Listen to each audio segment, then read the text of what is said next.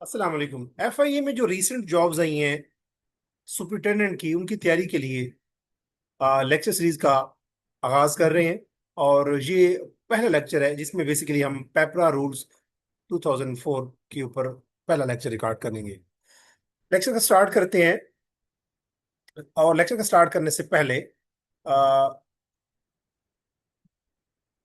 ये एक सीरीज है जो मैंने स्टार्ट की है। 40 डे सीरीज है और इसका आगाज आज से हम कर रहे हैं। इसमें आपको जो हमारे एफआईए के सुपरिटेंडेंट का सिलेबस है, एफपीएससी का इशू करदा, जिसमें ह्यूमन रिसोर्स मैनेजमेंट है, उसमें 1973 के सिविल सर्वेंट एक्ट उसके रूल्स हैं। इसके अलावा फाइनेंशियल प्लानिंग है, इसके अलावा पेपर रूल्स है।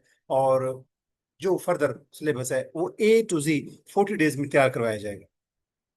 40 day lecture series as well as test series के अंदर खुश आमदीद। आज हम स्टार्ट करेंगे पहले लेक्चर से, और पहला लेक्चर है हमारा बेसिकली पेपर रूल के वाले से। और अगर हम इसको देखें, होपफुली आपको स्क्रीन विजिबल होगी। तो एफआईए के स्टूडेंट प्रिपरेशन सेशन में पेपर रूल्स 2004 भी शामिल है। उसमें लेक्चर 1 में हम देखेंगे कि पेपर रूल्स 2004 क्या है। PPRA stands for public procurement regulatory authority. Procurement का मतलब होता है, प्रोक्योर का मतलब होता है हासिल करना। यानी पब्लिक यानी सरकारी तौर पे अगर कोई चीज हमने परचेज करनी हो।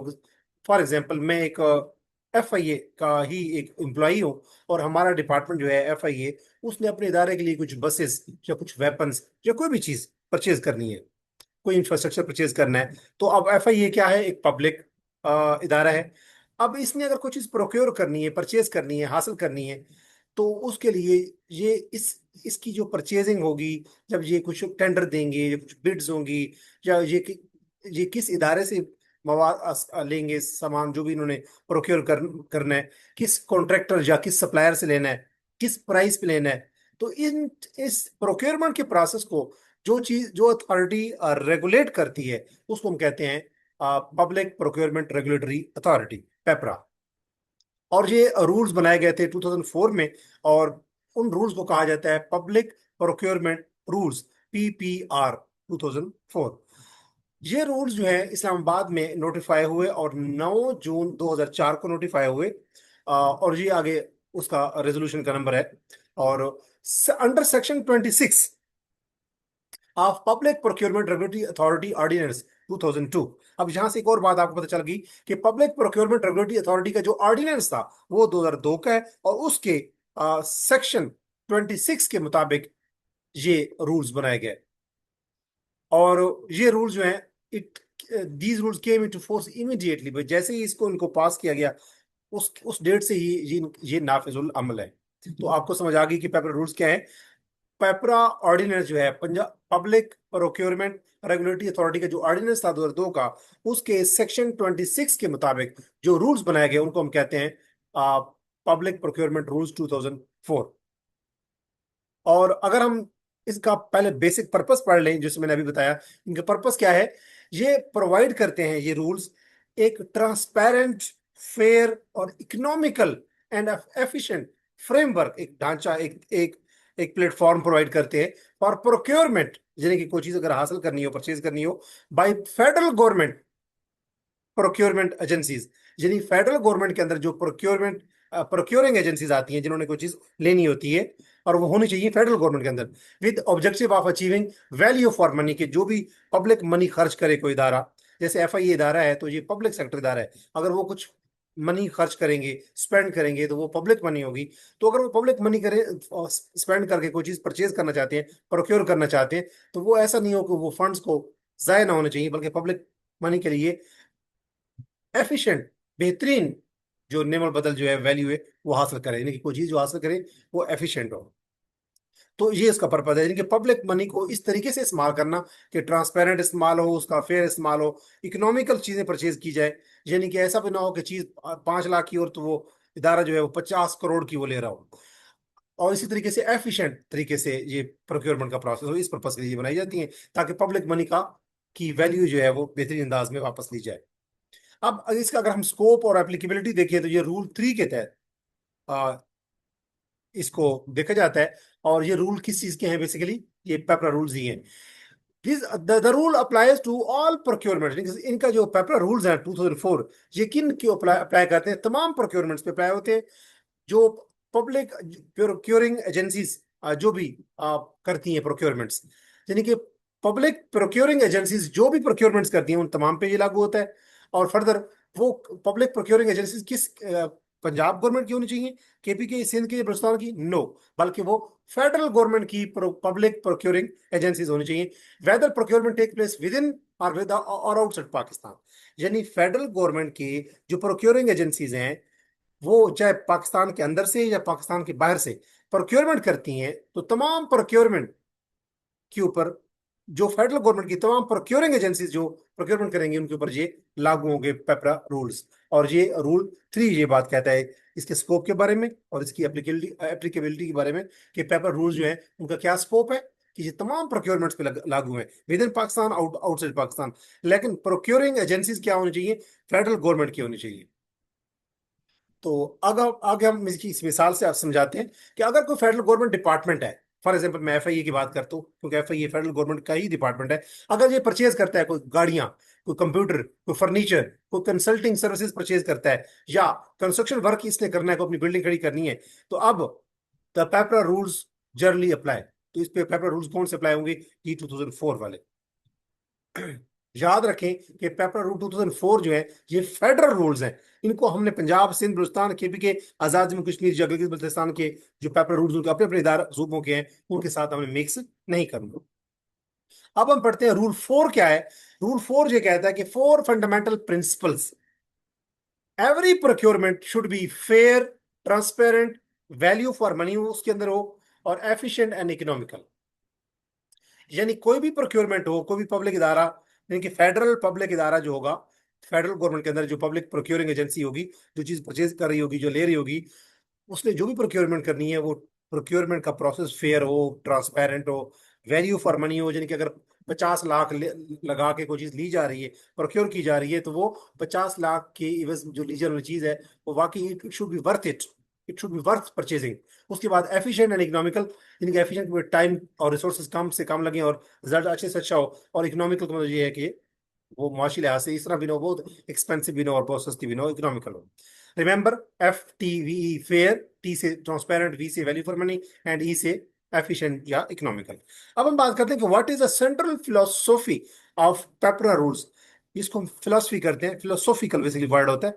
तो इसका बेसिक फलसफा क्या है पेपरा रूल्स का, कि सेंट्रल फिलोसॉफी क्या है, टू इंश्योर फेयरनेस प्रोसेस हो, यानी प्रोक्योरमेंट का प्रोसेस फेयर हो, ट्रांसपेरेंट हो, इकोनॉमिक हो और एफिशिएंट हो, और उसमें वैल्यू फॉर मनी हम हासिल कर रहे हो, कि जितना 50 लाख लगा रहे हो तो जो उसके बदले में जो हम इंफ्रास्ट्रक्चर या व्हीकल या कुछ चीज परचेज कर रहे हैं बतौर फेडरल प्रोक्योरिंग एजेंसी, तो वो जो चीज हम ले रहे हैं 50 लाख लगा के, एटलीस्ट उसकी इतनी वैल्यू हो कि 50 लाख उस पर लगाया जाए।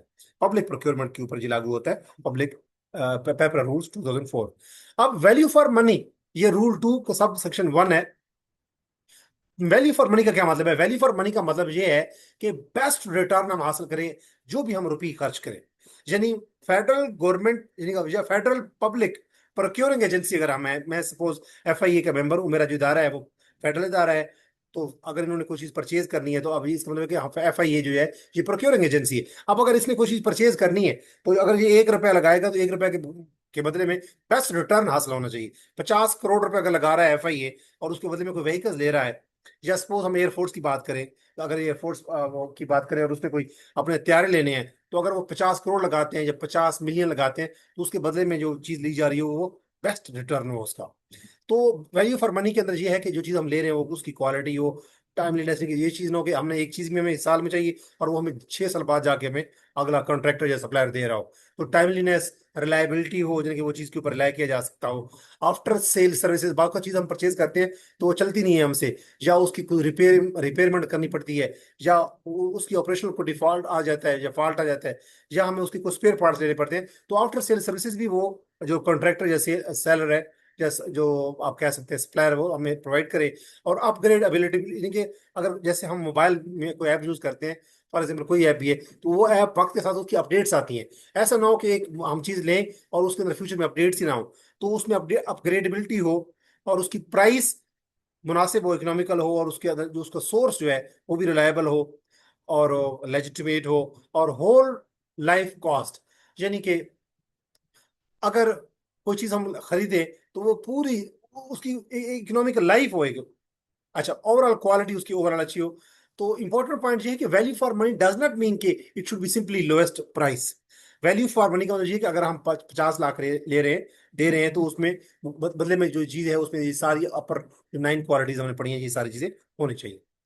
तो इसको हम कहते हैं वैल्यू फॉर मनी। तो स्लाइटली एक्सपेंसिव प्रोडक्ट जो हो सकता है वो हो सकता है, अगर हम फॉर एग्जाम्पल कोई पब्लिक प्रोक्योरिंग एजेंसी है और हम कुछ चीज ले रहे हैं, तो और एक एक सप्लायर हमें सस्ती चीज दे रहा है, दूसरा महंगी दे रहा है, और हो सकता है जो चीज हम महंगी दे रहा हो उसकी क्वालिटी अच्छी हो, ड्यूरेबिलिटी अच्छी हो, उसकी मेंटेनेंस वो दे रहा हो, साथ साथ रिलायबिलिटी हो, तो वो कदर एक्सपेंसिव चीज बेहतर है, क्योंकि वहां पे वैल्यू फॉर मनी ज्यादा है, and there for better better value for money. अब कुछ इंपॉर्टेंट डेफिनेशन हैं कि बिड क्या होती है। बिड का मतलब है कोई टेंडर या कोई ऑफर जो सबमिट की जाती है इन रिस्पॉन्स टू इन्विटेशन। यानी कि अगर फॉर एग्जांपल FIA का मेरा इदारा है, और मेरा इदारा जो है वो लोगों से कोई चीज परचेज करना चाहता है किसी कॉन्ट्रैक्टर मार्केट से, तो अगर हम इनवाइट करेंगे कि हमें अपने FI इदारे के लिए फॉर एग्जांपल 500 चेयर्स चाहिए, रिवॉल्विंग चेयर्स, तो अब ये हमारी इनविटेशन होगी, जो एक टेंडर हमारा एक ओपन ऑफर होगी। एक हम टेंडर देंगे मार्केट अखबार में या अपने वेबसाइट के ऊपर।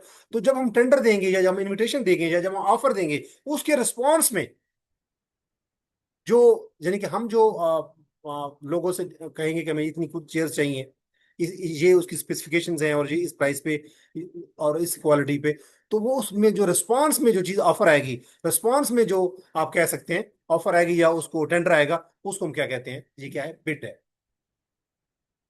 और वो स्पेसिफिक प्राइस के ऊपर वो स्पेसिफिक टास्क पे होगा, और स्पेसिफिक उसमें स्पेसिफिकेशन हम मेंशन करेंगे कि हमें इतनी चेयर चाहिए इस प्राइस पे और इस क्वालिटी की।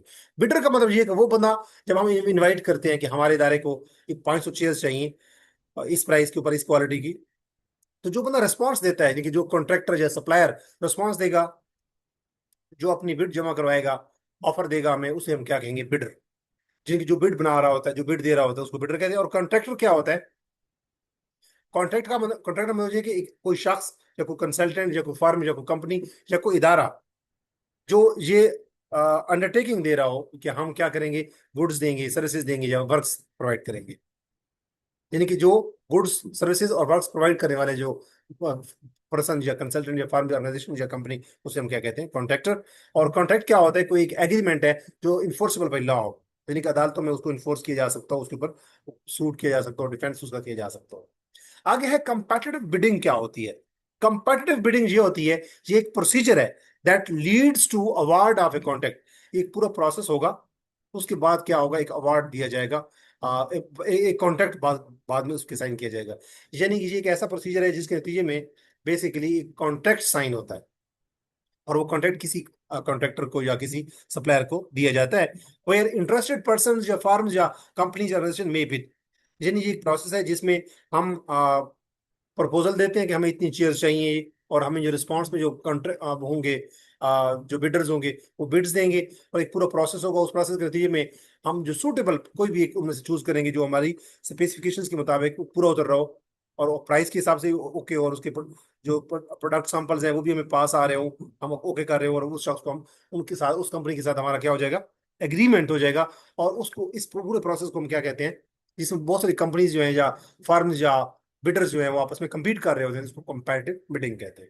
इसमें क्या होती है, दो किस्म की बिडिंग होती है, नेशनल कंपैटिटिव बिडिंग और एक होती है इंटरनेशनल कंपैटिटिव बिडिंग, NCB और ICB। नेशनल का मतलब है मुल्क के लेवल पे, और इंटरनेशनल के बैन अवी लेवल पे, जिसमें मुख्तलिफ कंट्रीज की फर्म्स इन्वॉल्व हैं। अब करप्ट एंड फ्रॉडुलेंट प्रैक्टिसेस क्या होती हैं। रूल्स ये बताते हैं कि कुछ प्रैक्टिसेस ऐसी हैं जिनको हम करप्ट या फ्रॉडुलेंट प्रैक्टिसेस कहते हैं। जैसे कोर्सिव प्रैक्टिसेस हैं कि थ्रेट करना, या किसी कंपनी को या उसकी प्रॉपर्टी को या एक शख्स को नुकसान पहुंचाने की धमकी देना, ताकि हम उससे फायदा उठा सकें या किसी और का नुकसान कर सकें। इसको हम कोर्सिव पॉलिसीज कहते हैं, प्रैक्टिसेस कहते हैं। कोलूसिव प्रैक्टिसेस भी होते हैं जिसमें कोलूजन होती है, जिनके गठ जोड़ होता है, मिली भगत होती है। अरेंजमेंट्स बिटवीन पार्टीज, को मुख्तलिफ पार्टीज आपस में ऐसी अरेंजमेंट करें कि कंपटीशन कम किया जा सके और आर्टिफिशियल प्राइसेस ऊपर की जा सके, ताकि कोई और बंदा बिड ऑफर ना करे और कोई और बंदा टेंडर ना ले जाए, और ऑब्टेन रॉन्गफुल गेन के उनके नाजायज फायदा हासिल करने के लिए प्राइसेस को बहुत ऊपर लेके जाना, आर्टिफिशियल प्राइसेस को, आर्टिफिशियल प्राइसेस क्रिएट करना, यानी कि हाइक करना, प्राइसेस में हाइक क्रिएट करना, और इस तरीके से कंपटीशन को रिस्ट्रिक्ट करना, असरअंदाज होना इनको, और मुख्तलिफ कंपनियों को आपस में गठजोड़ मिली भगत, इसको हम कहते हैं कोलूसिव, जो कोलूजन कर रही होती है कंपनीज। करप्ट प्रैक्टिसेस क्या होती हैं? यानी कि ऑफर करना या देना या रिसीव करना या दावत देना, सोलिसाइटिंग समथिंग ऑफ वैल्यू, कोई कीमती चीज देना, टू इन्फ्लुएंस अनदर पार्टी, दूसरी पार्टी को मुतासर करने के लिए, या उसको रोकने के लिए, या उस पर इम्पैक्ट करने के लिए, इफेक्ट करने के लिए कि वो बिडिंग प्रोसेस में ना आ गया है, उसको ऑफर करना कोई चीज। जैसे फॉर एग्जाम्पल एक इदारा है FIA का, उसने अगर टेंडर ओपन, उसने लोगों से, बिडर से कहा है कि हमने ये चीजें लेनी है, कुर्सियाँ 500, तो आप हमें ऑफर दे, तो अगर एक कंपनी दूसरी कंपनी को कहती है कि आप हमसे 5 लाख रुपए ले ले और आप ऑफर ना करें, तो उन्हें अगर लगता है कि ये दूसरी कंपनी ने अगर बिड दे दी, ऑफर दे दी, तो उसको टेंडर मिल जाएगा। अगर एक कंपनी दूसरी कंपनी को कुछ ऑफर दे रही है, रिश्वत दे रही है कि हम आपको, आप इतने पैसे देंगे, हम आपसे वादा करते हैं, एग्रीमेंट करते हैं, तो आप इस प्रोसेस से निकल जाएं, बिडिंग प्रोसेस से, तो ये क्या है? करप्ट प्रैक्टिस है। फ्रॉडुलेंट प्रैक्टिसेस क्या है? कि कोई एक्ट या ओमिशन, यानी कि कोई काम करना या कोई काम ना करना जिसमें मिसरिप्रेजेंटेशन हो, यानी कि हकायक को मिसरिप्रेजेंट किया जा रहा हो, दैट नोइंगली और रेकलेसली, यानी जानबूझ के, या आप कह सकते हैं ना जानते हुए, mislead someone to obtain benefit और अवॉइड एन ऑब्लिगेशन, यानी कि ऐसा काम करना या ऐसा काम ना करना जिससे मिसरिप्रेजेंटेशन हो रही हो, और जिससे कोई किसी से फायदा उठाया जा रहा हो, या अगर कोई अपनी जिम्मेदारी से दस्तबरदार हो रहा हो वो फायदा हासिल करने के लिए, तो ऐसी को प्रैक्टिस को हम क्या कहते हैं? Fraudulent practice. ऑब्स्ट्रक्टिव का मतलब यह है कि जिसमें रुकावटें डाल रहे हो बंदा, ऑब्स्ट्रक्शन रुकावट को कहते हैं, बैरियर्स को कहते हैं। नुकसान पहुंचाना या थ्रेटन करना, यानी कि धमकी देना लोगों को, टू इन्फ्लुएंस पार्टिसिपेशन, कि वो शामिल ना हो सके इन प्रोक्योरमेंट प्रोसेस या बिडिंग प्रोसेस, या कॉन्ट्रैक्ट एग्जीक्यूट ना करे। अगर एक कंपनी जो है वो उसकी ऑफर एक्सेप्ट कर ली गई है बिडर की, और उनका एग्रीमेंट होने के करीब है, और कोई और कंपनी जो है वो उसको नुकसान पहुंचाती है, या नुकसान पहुंचाने का की धमकी देती है कि आप इस काम को प्रोक्योरमेंट की प्रोसेस से निकल जाएं, बिडिंग प्रोसेस से, और कॉन्ट्रैक्ट ना करें, तो ये क्या है? ऑब्स्ट्रक्टिव, यानी कि रुकावटी प्रैक्टिसेस हैं। अब दो सप्लायर है, वो सीक्रेट वे में एग्री करते हैं to quote artificially high prices, कि हम ना इतनी प्राइसेस के ऊपर ये चीज ऑफर करेंगे। तो ये क्या, कौन सी प्रैक्टिस होगी? ये कोलूसिव प्रैक्टिस है, यानी कि मिली भगत वाली है।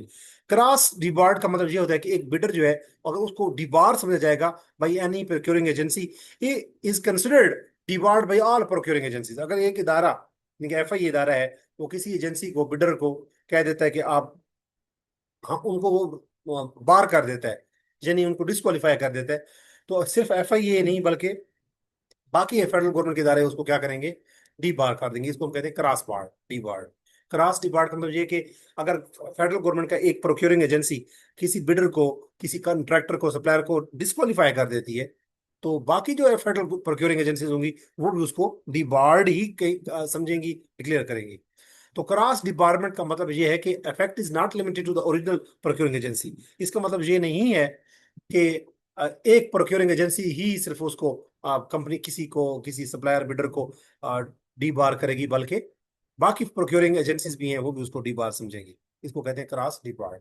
अब इमरजेंसी क्या होता है? इमरजेंसी का मतलब ये है कि कोई अगर नागहानी आफत आ गई है, जैसे डिजास्टर है, जैसे एक्सीडेंट्स हैं, जैसे फेमाइंस हैं, जैसे फ्लड्स हैं, तो जंग छिड़ गई है, अगर कोई ऑपरेशनल इमरजेंसी पैदा हो गई है, तो इसका मतलब उस सूरत में एबनॉर्मल सिचुएशन क्रिएट हो जाती है, और उस सूरत में बहुत जल्दी प्रॉम्प्ट और इमीडिएट एक्शन चाहिए होता है, ताकि बहुत ज्यादा नुकसान ना हो जाए।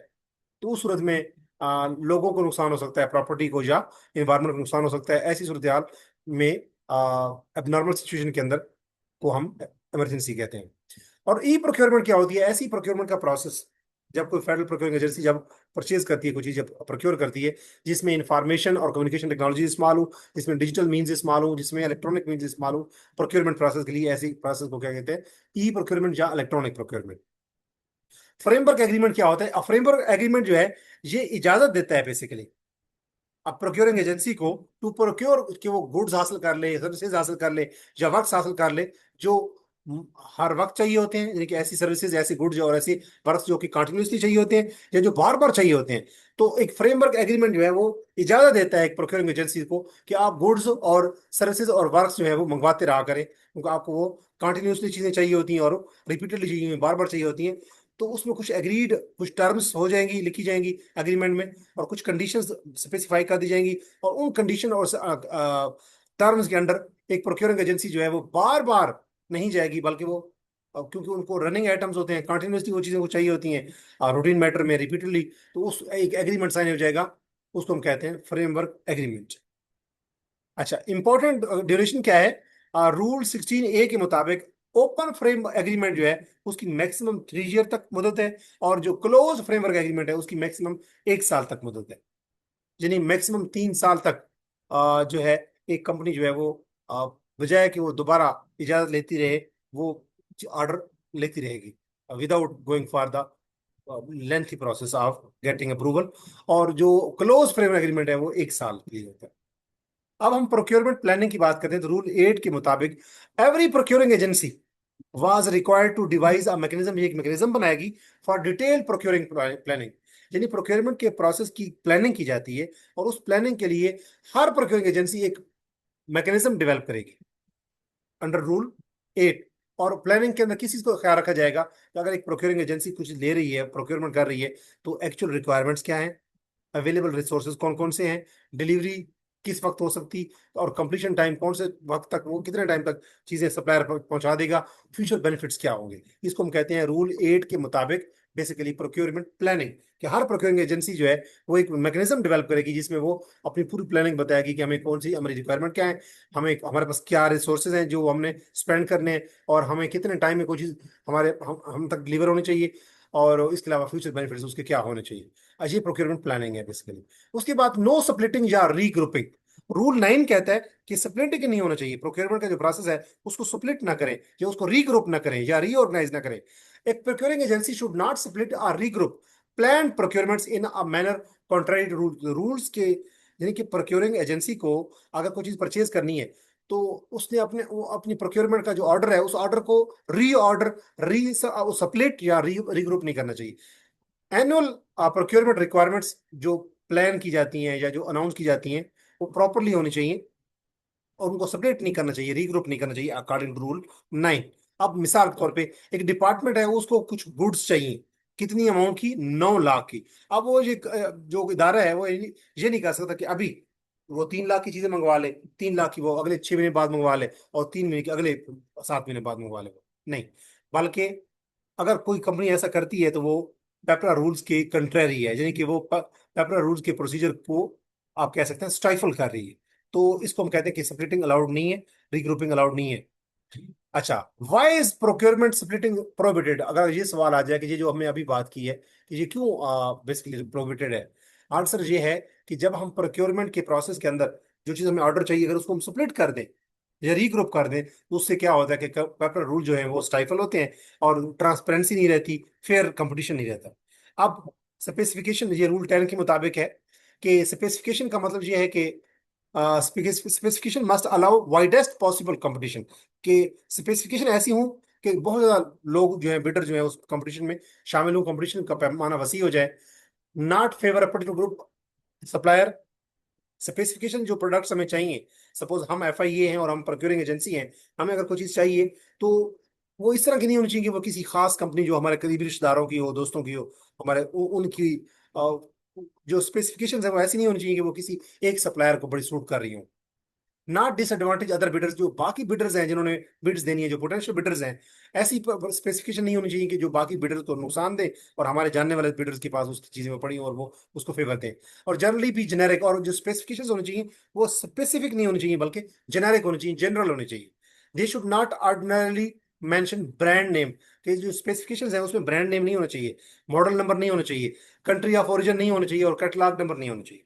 यानी कि अगर हमें FIA हमें दायरा है हमारा, और हमें अगर कोई चेयर्स चाहिए, तो हम किसी ब्रांड का नाम नहीं लिखेंगे स्पेसिफिकेशन में, ना ही बताएंगे कि फलां मुल्क से जो चीज बनी हुई हो, ना ही कहेंगे कि इस कैटलॉग नंबर जैसे शूज का नंबर होता है, ना ही इस मॉडल नंबर मेंशन करेंगे।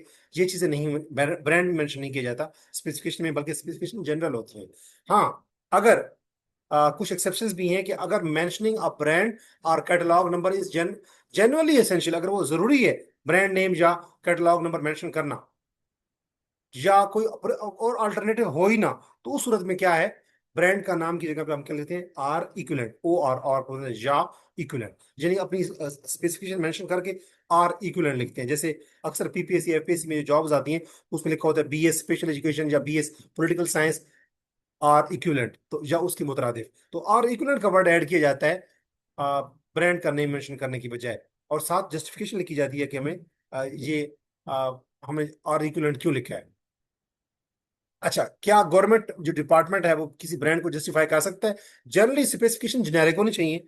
अगर ब्रांड रेफरेंस जरूरी है तो फिर रूल्स ये कहता है कि और इक्विवेलेंट का की फ्रेज उसमें स्पेसिफिकेशन के साथ ऐड करें, और साथ रिटर्न जस्टिफिकेशन लिखें कि हमने आर इक्विवेलेंट क्यों लिखा है, और साथ डिफाइंड इक्विवेलेंस पैरामीटर, अगर हमें कोई चीज चाहिए और तो उसके डिफाइंड इक्विवेलेंस में पैरामीटर कि हमें इस किस्म की चीज चाहिए जिसमें ये क्वालिटीज हो, उसको हम कहते हैं डिफाइंड इक्विवेलेंस पैरामीटर्स। तो ये बेसिकली रूल्स 10 के मुताबिक है स्पेसिफिकेशन। रूल 10 स्पेसिफिकेशन को डील करता है। उसके बाद है रूल 11 में है अप्रूवल मैकेनिज्म, कि प्रोक्योरिंग एजेंसी जो है उसको clear authorisation delegation of powers लाजमी उसे रखनी चाहिए, यानी कि एक प्रोक्योरिंग एजेंसी के पास एक अथराइजेशन होगी, कौन अथराइज्ड है कि वो अप्रूव करेगा या अथराइज करेगा, और डेलीगेशन ऑफ पावर्स भी उसके पास होनी चाहिए प्रोक्योरिंग एजेंसी के पास। And procurement can only be initiated after approval by the competent authority. Competent authority approval करेगी तो तब जाके प्रोक्योरमेंट का प्रोसेस स्टार्ट हो सकता है। तो इसलिए अप्रूवल मैकेनिज्म का मतलब यही है कि प्रोक्योरिंग एजेंसी के पास एक अथराइजेशन हो क्लियर कट, और साथ वो पावर को डेलीगेट कर सकती है। उसके बाद रूल 12 कहता है, उसमें एडवर्टीजमेंट है कि अकॉर्डिंग टू रूल्स अगर 5 लाख से लेकर 3 मिलियन, 1 मिलियन में 10 लाख होता है, तो ये हो गया 30 लाख। अगर 5 लाख से 30 लाख या 5 लाख से 3 मिलियन तक की प्रोक्योरमेंट करनी हो तो advertisement would be on the authorities website simply. अगर 3 मिलियन से ऊपर की प्रोक्योरमेंट करनी हो, यानी कि 30 लाख से ऊपर की चीज परचेज करनी हो किसी प्रोक्योरिंग एजेंसी ने, तो फिर अथॉरिटी की वेबसाइट पे भी मेंशन करेंगे, और साथ प्रिंट मीडिया या न्यूज़पेपर के ऊपर वाइड सर्कुलेशन करेंगे, जिनके अखबारों में भी इश्तेहार देंगे। तो newspaper advertisement should principally appear in at least 2 daily newspapers, यानी कि जो रोजनामा के अखबार होते हैं, कुछ अखबार हफ्ते बाद छपते हैं, कुछ महीने बाद, तो जो डेली अखबार छपते हैं, चाहे वो एक इंग्लिश में होना चाहिए और एक उर्दू में होना चाहिए। अगर 3 मिलियन से ऊपर की प्रोक्योरमेंट करनी हो तो फिर जो कंपनी अथॉरिटी है उसकी वेबसाइट के ऊपर भी, और साथ साथ अथॉरिटी का मतलब है कि पेपरा जो अथॉरिटी है, पेपरा की अथॉरिटी की वेबसाइट के ऊपर भी, और साथ साथ दो दो अखबारों के अंदर, एक उर्दू अखबार एक अंग्रेजी का अखबार, उनमें भी ये ऐड जाना चाहिए कि हमें 30 लाख से ऊपर की अगर कोई चीज हमने परचेज करनी हो तो। याद रखें, 5 लाख से 3 मिलियन के लिए सिर्फ अथॉरिटी की वेबसाइट के ऊपर, जैसे पेपरा की जो अथॉरिटी है उसके ऊपर सिर्फ ऐड और ये मेंशन होना चाहिए, ये जो प्रोक्योरमेंट का इश्तेहार है। और अगर 3 मिलियन से यानी कि 30 लाख से ज्यादा की कोई चीज प्रोक्योर करनी हो तो फिर पेपरा की वेबसाइट के ऊपर भी, और साथ साथ अखबारों में भी, दो अखबारों में, यानी कि एक उर्दू में और एक इंग्लिश अखबार में, जो कि रोजनामा अखबार हो, रोजाना छपते हो। उसके बाद रिस्पॉन्स टाइम, ये रूल 13 इस रिस्पॉन्स टाइम्स को डील करता है कि अगर नेशनल कंपैटिटिव बिडिंग है तो 15 दिन के अंदर आपने रिस्पॉन्स करना है एज ए बिडर। इसी तरीके से अगर इंटरनेशनल कंपैटिटिव बिडिंग है तो जो बिडर्स हैं जिन्होंने ऑफर देनी है कि हम ये प्रोडक्ट्स जो आपने स्पेसिफिकेशन दी हैं इतनी प्राइस के ऊपर हम ये ऑफर कर सकते हैं, तो अगर इंटरनेशनल कंपैटिटिव बिडिंग हो तो वो 30 दिन में रिस्पॉन्स देना जरूरी है। अब एक्सेप्शन ये है कि अगर कोई टाइम लिमिट नहीं होती, अगर सूरत हाल इमरजेंसी की हो तो उस सूरत में आपने कंफ्यूज नहीं होना कि यहाँ पे टाइम ऑफ क्यों लिमिट फॉलो की जा रही। अब exceptions to advertisement rule 14, rule 14 में, अभी रूल 13 हमने पढ़ा था इससे ऊपर, रूल 13 में क्या था, रिस्पॉन्स टाइम 15 दिन नेशनल कंपैटिटिव बिडिंग में और 30 दिन इंटरनेशनल कंपैटिटिव बिडिंग में। लेकिन इसका एक्सेप्शन भी है, इस्तिस्ना भी हासिल है एडवर्टीजमेंट को। Deviation from the advertisement requirement में बी परमिटेड। ये जो एडवर्टीजमेंट दी जाती है, जैसे हमने कहा कि 5 लाख से लेकर 30 लाख तक अगर हो तो सिर्फ पेपरा रूल्स के ऊपर बेसिकली इश्तेहार दिया जाएगा, ऑफर दी जाएगी। लेकिन अगर 3 मिलियन से ज्यादा की कोई चीज हो, परचेज करनी हो, प्रोक्योर करनी हो, तो फिर अथॉरिटी की वेबसाइट के ऊपर भी, इनके पेपरा की वेबसाइट पे भी, और साथ साथ अखबार इश्तेहार देना पड़ेगा, उर्दू और अंग्रेजी अखबार जो डेली छपते हैं। तो अब बाद को अखबार में इश्तेहार नहीं भी दिया जाता, हालांकि चीज 3 मिलियन से ऊपर की परचेज करनी होती है। क्यों नहीं किया जाता? रूल 14 में एक्सेप्शन है कि बाद एडवर्टीजमेंट से हम बच सकते हैं, डेविएट कर सकते हैं। किस सूरत में? अगर हम अथॉरिटी से पहले परमिशन ले लें, जब procurement related to national security. अब अगर एक इदारे ने कोई टैंक लेने हो, तो अगर वो अखबार में इश्तेहार देगी तो मुल्क दुश्मन जो नासिर हैं उनको तो पता चल जाएगा।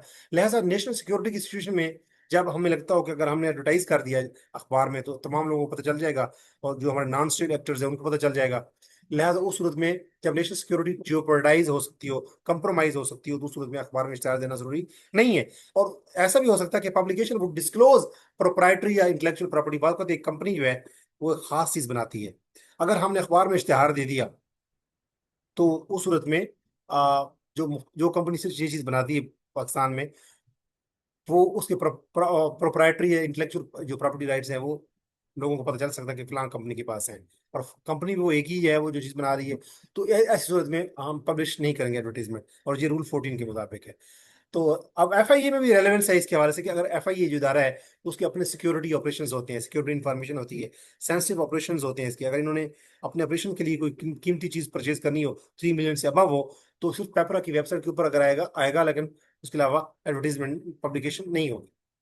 अच्छा, उस सूरत में प्री क्वालिफिकेशन रूल 15, ये भी एक है टर्म है, एक कॉन्सेप्ट है बेसिकली। रूल 15 के मुताबिक प्री क्वालिफिकेशन भी हम मांग सकते हैं। प्री क्वालिफिकेशन में भी यूज फॉर कि हमें देखें, हम चेक करना चाहते हैं कि कोई जो बिडर्स हैं वो क्या क्या सर्विसेज देते हैं, कौन कौन सी सिविल वर्क्स देते हैं, और कौन कौन से प्रोजेक्ट्स में वो स्पेशलाइज्ड हैं, और expensive and technically complex equipment अगर हम लेना हो, उस सूरत में हम प्री क्वालिफिकेशन देते हैं कि कौन कौन से इदारे ये सर्विसेज दे रहे हैं या प्रोडक्ट्स हमें चाहिए। पर्पज ये है कि only technical and financial capable firms हम हमारे तक आए।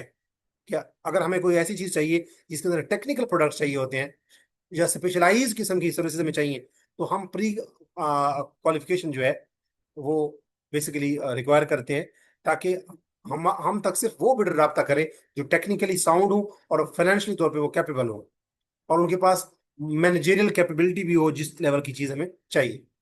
तो इसमें बेसिकली हम देखते हैं जो प्री क्वालिफिकेशन हम लोगों से मांगते हैं कि आप लोगों के पास कौन कौन सी सर्विसेज है, तो हम देखते हैं कि क्या उनका रेलेवेंट एक्सपीरियंस है, क्या उनका पास परफॉर्मेंस कैसी रही है, पर्सोनल उनके पास लोग कौन से काम करने वाले हैं, फाइनेंशियल इक्विपमेंट और प्लांट में वो कैसे यूज कर रहे हैं, फाइनेंशियल पोजीशन उनकी कैसी है, और मैनेजेरियल कैपेबिलिटी उनके पास कितनी है। ये बेसिकली क्या है?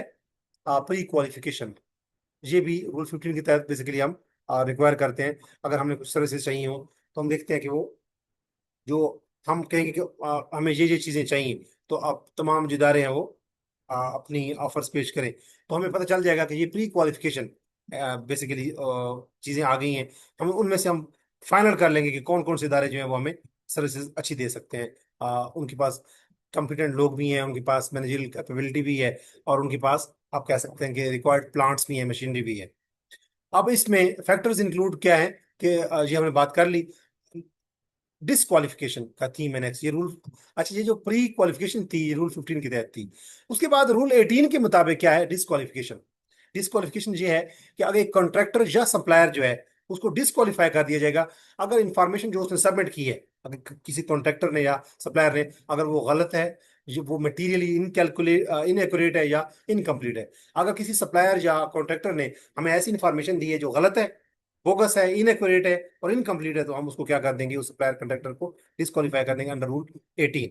उसके बाद है रूल 19 ब्लैक लिस्टिंग, कि करप्ट या फ्रॉडुलेंट प्रैक्टिस अगर देखने में आए तो उस सूरत में मैक्सिमम ब्लैक लिस्टिंग या क्रॉस डिपार्टमेंट कितनी होती है? 10 साल तक के लिए हम अगर करप्ट और फ्रॉडुलेंट प्रैक्टिसेस पता चल जाए हमें बतौर प्रोक्योरिंग एजेंसी, या पेपरा को पता चल जाए, तो फिर क्या होगा?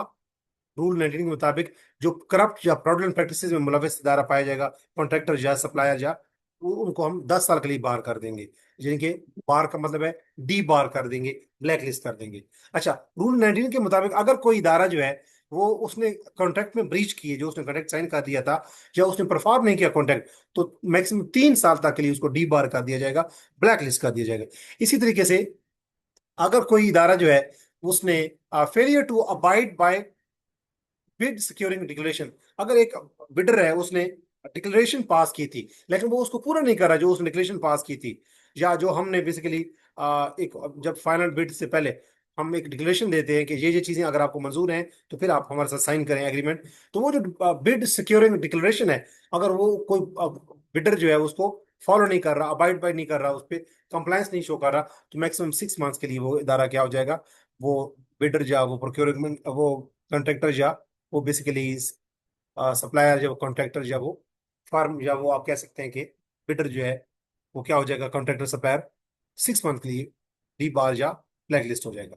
तो करप्शन और फ्रॉडुलेंट प्रैक्टिस की सूरत में मैक्सिमम 10 साल के लिए ब्लैक लिस्ट हो जाएगा। और अगर कोई किसी कॉन्ट्रैक्टर या सप्लायर ने या बिडर ने एग्रीमेंट कर दी है लेकिन उसको परफॉर्म नहीं कर रहे या एग्रीमेंट को ब्रीच कर दिया, उसको तोड़ दिया एग्रीमेंट को, तो उस सूरत में मैक्सिमम 3 साल के लिए वो इदारा जो है जिसने ब्रीच किया है वो डी बार या ब्लैक लिस्ट हो जाएगा। और अगर कोई कंपनी ने बिडिंग ऑफर की डिक्लेरेशन के ऊपर साइन कर दी है लेकिन उसको उसको अबाइड बाय नहीं किया, उसको उसकी कंप्लायंस नहीं की, उस सूरत में 6 मंथ तक वो इदारा जो है वो उसको ब्लैक लिस्ट किया जा सकता है।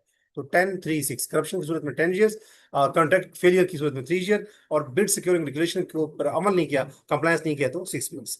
अब रिव्यू अगेंस्ट ब्लैक लिस्टिंग, अगर किसी इदारे को हमने ब्लैक लिस्ट कर दिया, किसी कॉन्ट्रैक्टर को, सप्लायर को या बिडर को, तो वो क्या कर सकता है, रिव्यू की पिटीशन दे सकता है बिफोर अथॉरिटी।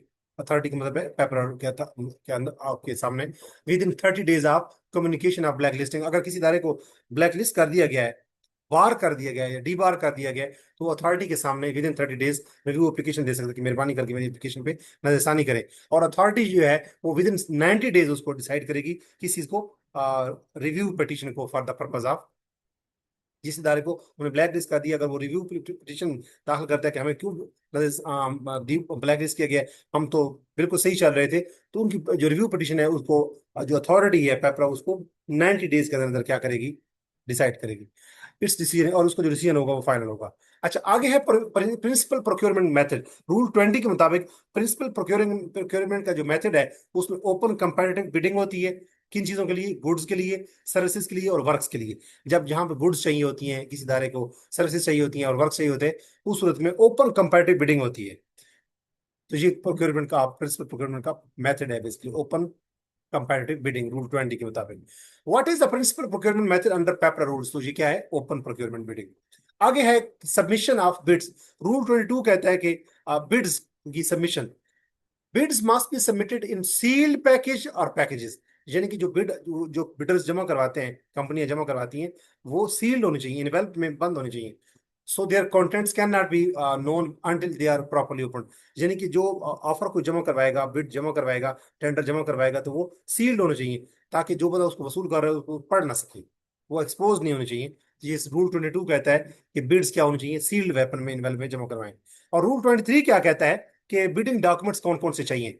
रूल 23 के मुताबिक बिडिंग डॉक्यूमेंट्स ये चाहिए कि इनविटेशन टू बिड हो, इंस्ट्रक्शन टू बिडर्स हो उसमें शामिल, बिड फॉर्म हो, कॉन्ट्रैक्ट फॉर्म हो, कॉन्ट्रैक्ट कंडीशंस हो, इसी तरीके से स्पेसिफिकेशंस मेंशन हो, ड्राइंग और परफॉर्मेंस क्राइटेरिया लाजमी मेंशन हो, गुड्स जो है वो लाजमी मेंशन हो कि कौन कौन सी चाहिए, और डिलीवरी या कंप्लीशन शेड्यूल लाजमी हो कि किस वक्त तक, कौन से टाइम तक वो चीज़ चाहिए, क्वालिफिकेशन क्राइटेरिया लाजमी हो जो उस पर पूरा उतरना बिडर के लिए लाजमी हो। इसी तरीके से सिक्योरिटी फॉर्मेट हो जिसमें हम सिक्योरिटी जमा करवाते हैं बिडर्स, कि ये अगर हम बतौर 20 लाख या 10 लाख या 50,000 बतौर बिड सिक्योरिटी जमा करवाएंगे, और जो बाकी नेसेसरी डिटेल्स हैं, ये क्या डॉक्यूमेंट्स हैं, इन डॉक्यूमेंट्स को हम कहते हैं रूल 23 के मुताबिक बिडिंग डॉक्यूमेंट्स। तो होपफुली आप लोगों को समझ आ गई होगी कि ये हमने कुछ रूल्स पढ़े हैं और उस मुताबिक कुछ हमने चीजें पढ़ी हैं। अब इन जो हमने रूल्स पढ़े हैं 23 में, कुछ सेलिएंट रूल्स पढ़े हैं और कुछ कॉन्सेप्ट पढ़े हैं, इनके मुताबिक इन्हीं जो चीज मैंने लेक्चर अपलोड आपके साथ डिस्कस किया है, इसमें से 20 मोस्ट एक्सपेक्टेड एमसीक्यू जरा देख लें। कि paper stand for public procurement regulatory authority. इसी तरीके से पब्लिक प्रोक्योरमेंट रूल्स कब बनाए गए थे, 9 जून 2004 को। इसी तरीके से पेपर रूल 2004 जो है वो किस एसआरओ के तहत हो गए थे, नोटिफाई हुए थे, 432 सबसेक्शन 1 ऑब्लिक 2004। उसके बाद अगर हम देखें PPRA 2004 were made under which section of PPRA ordinance 2002, तो सेक्शन कौन सा था, 26। इसी तरीके से basic objective of PPRA rules क्या है, to achieve value for money. इसी तरीके से पेपर रूल 2004 जो है generally apply to procurement made by federal government procuring agencies. इसी तरीके से which of the following is not one of the 4 fundamental principles of procurement under rule 4। Rule 4 के मुताबिक प्रोक्योरमेंट के कुछ रूल्स हैं या प्रिंसिपल्स हैं बेसिकली, फेयरनेस है, ट्रांसपेरेंसी है, वैल्यू फॉर मनी है, लेकिन प्रॉफिट मैक्सिमाइजेशन रूल नहीं है। ये रूल 4 के मुताबिक, उसके मुताबिक अगर हम देखें, पेपर रूल्स के मुताबिक वैल्यू फॉर मनी का मतलब क्या होता है? Obtaining the best return of every rupee send, कि जो भी हम 1 रुपी सेंड करते हैं, स्पेंड करते हैं, खर्च करते हैं, उसके इवज, उसके बदले में बेस्ट रिटर्न हासिल होना चाहिए। विच of the following is considered the while determining the value for money? Value for money determine करने के लिए कौन सी चीज पे गौर किया जाता है? क्वालिटी पे भी, टाइमलीनेस पे भी, होल लाइफ कॉस्ट पे भी, और ऑल ऑफ द अबव, बिल्कुल जैसे ऑल ऑफ द अबव। उसके बाद बिड का मतलब होता है अटेंडर या ऑफर जो सबमिट कराई जाती है in response to invitation to undertake a specified task at a time price. यानी कि हम सपोज एफ आई ए एक प्रोक्योरिंग एजेंसी है, इन्होंने कहा कि 1 साल के अंदर अंदर हमें फलां टास्क जो है वो मुकम्मल कर दें। हम इनवाइट कर रहे हैं डिफरेंट बिड्स, हम इनविटेशन दे रहे हैं अखबार में भी, और अपने प्रोक्योर पेपर की अथॉरिटी पे भी, या अपने इदारे की वेबसाइट की ओर भी। और जो हमारे इस इन्विटेशन के रिस्पॉन्स में जो टेंडर आएगा, जो ऑफर आएगी, उसको हम क्या कहते हैं? Bid. A person who submits bid is called bidder. इसी तरीके से an agreement enforced by law is called, कौन सा एग्रीमेंट वो होता है? उसको हम कॉन्ट्रैक्ट कहते हैं। कंपैरेटिव बिडिंग इंक्लूड्स, जिसमें नेशनल कंपैरेटिव बिडिंग और इंटरनेशनल कंपैरेटिव बिडिंग आ जाती है। और टू सप्लायर्स सीक्रेटली, अगर दो इदारे हैं वो छुप के सीक्रेट, राजदाराना अंदाज के अंदर वो आर्टिफिशियल प्राइस जो है वो कोट करते हैं, इनके ऑफर करते हैं कि हम इतनी प्राइस। एक इदारा कहते हैं मैं 5 करोड़ दूंगा, हालांकि वो चीज बमुश्किल 20 लाख की है। दूसरा कहता है कि मैं 5.5 करोड़ दूंगा। तो दो इदारों ने आपस में मिलकर, कंपनी ने, फर्म्स ने अगर कोई की है, मिली भगत की है प्राइसेस को ऊपर लेके जाने के लिए, ताकि बाकी लोग बाहर निकल जाएं, बाकी बिडर्स, और फिर हम ही बच जाएं, तो ये क्या है? ये क्लूसिव प्रैक्टिस की मिसाल है। उसके बाद अगर हम देखें ऑफरिंग या गिविंग या रिसीविंग, और या दावत देना कि हम कोई कीमती चीज देंगे ताकि कोई और पार्टी जो है उसको इन्फ्लुएंस किया जा सके बिडिंग प्रोसेस या प्रोक्योरमेंट प्रोसेस से, जिसको हम कहते हैं ये करप्ट प्रैक्टिस है। इसके अलावा अगर एक बिडर जो है वो डिबार कर दिया गया है किसी वन प्रोक्योरिंग एजेंसी की वजह से, तो वो बाकी कंपनी की वजह से भी डिबार ही समझा जाएगा। ऑल प्रोक्योरिंग एजेंसीज की वजह से वो डिबार समझा जाएगा। विच of the following can constitute an emergency under paper rule? Paper rule में इमरजेंसी की सिचुएशन में क्या हो सकता है? नेशनल कैलेमिटी, वार या ऑपरेशनल इमरजेंसी की सूरत में, ये सारी चीजें क्या है? ये नेशनल, ये इमरजेंसी को बनाती हैं बेसिकली, ये इमरजेंसी की सिचुएशन है। उसके बाद अगर हम देखें an e procurement process primarily uses, e procurement process के अंदर क्या इस्तेमाल होता है? Information and communication technologies and electronic means. Procurement का वो प्रोसेस जिसमें इंफॉर्मेशन टेक्नोलॉजी यूज हो रही हो, कम्युनिकेशन टेक्नोलॉजी यूज हो रही है, और इलेक्ट्रॉनिक मीन्स इस्तेमाल हो रहे हैं। Which is the maximum duration of an open framework agreement for common and recurrent items? जब कोई आइटम बार बार हमें इस्तेमाल करने होते हैं, जब रिपीटेडली यूज हमने करने होते हैं, जो आम चीजें होती हैं, उनके लिए जो मैक्सिमम ड्यूरेशन है ओपन फ्रेमवर्क एग्रीमेंट का, वो कितना है? 3 साल। और क्लोज फ्रेमवर्क एग्रीमेंट होता है वो, उसके लिए मैक्सिमम टाइम पीरियड 1 ईयर होता है। Procuring agency should not artificially split procurement. अब एक प्रोक्योरिंग एजेंसी को जो उसने प्रोक्योरमेंट का जो प्रोसेस है उसको आर्टिफिशियली स्प्लिट नहीं करना चाहिए। क्यों? To circumvent procurement procedure and threshold.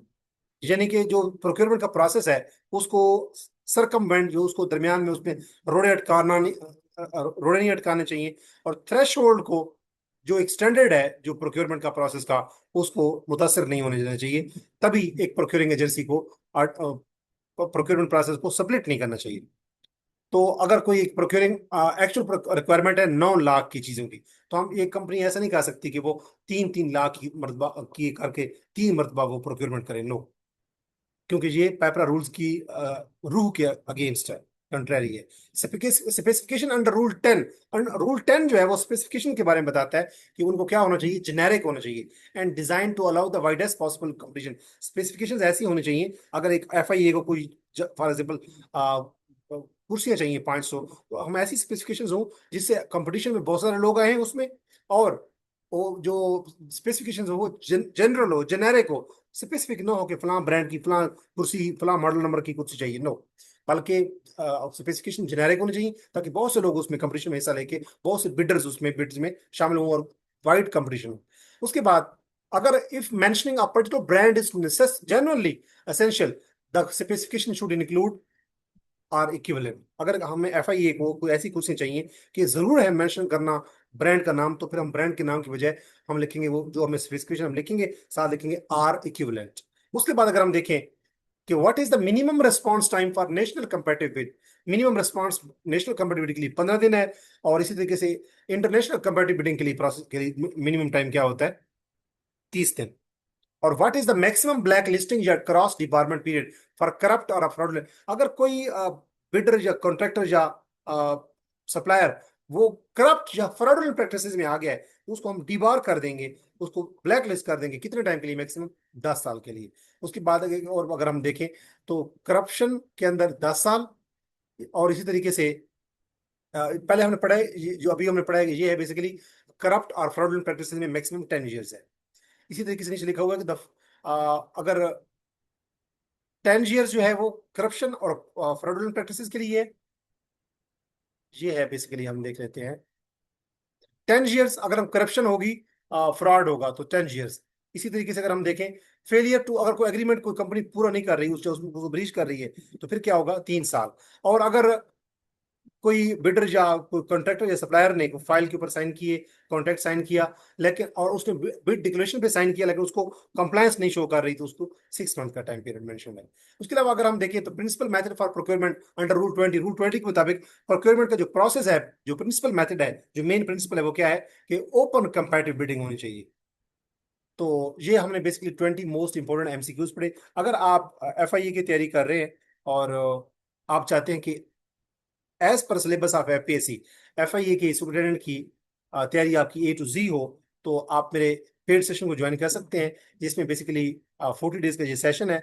और इसमें जो अर्ली 20 कैंडिडेट्स हैं उनको मैं 50% फी वेव ऑफ कर रहा हूँ उनके लिए, जिन्हें इस पूरे प्रोसेस के अंदर 40 डेज का जो सेशन की टोटल फी है वो 10,000 है, लेकिन जो पहले 20 कैंडिडेट्स हैं उनके लिए मैंने फी हाफ रखी हुई है। तो आप 5,000 सबमिट करवा के इस 40 डेज के सेशन में शामिल हो सकते हैं। बेसिकली इस 40 डेज सेशन में क्या होगा कि इसमें पेपरा रूल्स हैं, 1973 का सिविल सर्वेंट एक्ट है, उसके अंदर जो रूल्स बनाए गए हैं, इसके अलावा फाइनेंशियल मैनेजमेंट के ऊपर, और इसी तरीके से बजटिंग के ऊपर, और इसी तरीके से ह्यूमन रिसोर्स मैनेजमेंट के ऊपर, और इंग्लिश के ऊपर जो 20 मार्क्स की इंग्लिश है, इसके ऊपर A to Z आपकी तैयारी करवाई जाएगी। इसमें लेक्चर्स भी हैं। इसमें जो आज का मैंने लेक्चर दिया, इसकी जो फाइल है वो भी मैं, जो मेरे पेड एनरोल्ड मेंबर है उनके साथ फाइल्स भी शेयर की जाएंगी, नोट्स की और उसमें एमसीक्यूज की। और नेक्स्ट डे, कि आज मेरा लेक्चर है तो कल इसका टेस्ट होगा, बेसिकली जो गूगल फॉर्म बेस्ड टेस्ट है। तो इसमें मटेरियल प्रोविजन भी है, लेक्चर्स भी हैं और टेस्ट भी है। अगर आप इस सेशन को एनरोल होना चाहते हैं तो आप मेरे व्हाट्सएप नंबर पर रब्ता कर सकते हैं, और जो है 03326896 568। अगर आप मेरे चैनल के ऊपर न्यू हैं, इंग्लिश विद खान को सब्सक्राइब करें, ताकि इसकी सब वीडियोस आप तक बर वक्त पहुंचे। अपना बहुत सारा ख्याल रखिएगा। मिलते हैं नेक्स्ट लेक्चर पे, जो कि पेपर रूल्स के ऊपर ही होगा, और इंशाल्लाह नेक्स्ट लेक्चर में हम पेपर रूल्स को कंप्लीट करेंगे। अपना बहुत सारा ख्याल रखें। ये वो रूल्स थे पेपर के जो सेलिएंट है, जो इंपॉर्टेंट है, जो सिग्निफिकेंट है, जो मोस्ट प्रोबेबल है कि पेपर में इनको टारगेट किया जाएगा। And these rules which I have mention in this lecture are most exam oriented as well as interview oriented. तो अगर आप एफआईए की तैयारी करना चाहते हैं, एफआईए के अंदर जो सुपरिटेंडेंट की सीट्स आई हैं एफपीएससी के एडवर्टाइजमेंट नंबर 3 में, तो अगर उनकी तैयारी करना चाहते हैं तो आप मेरे सेशन को ज्वाइन कर सकते हैं। FIA superintendent 40 day preparation session which is being offered on 50% fee waiver, that is basically 5,000 instead of 10,000. To join, you can mention your name, qualification, your city name, and if you are doing any job, job title as well as profession name, and you can send your message on 03326896 568। अपना बहुत सारा ख्याल रखते हैं। मिलते हैं next lecture में एक नए थीम के साथ। तब तक दीजिए इजाजत। अल्लाह नगेबान। अल्लाह हाफिज।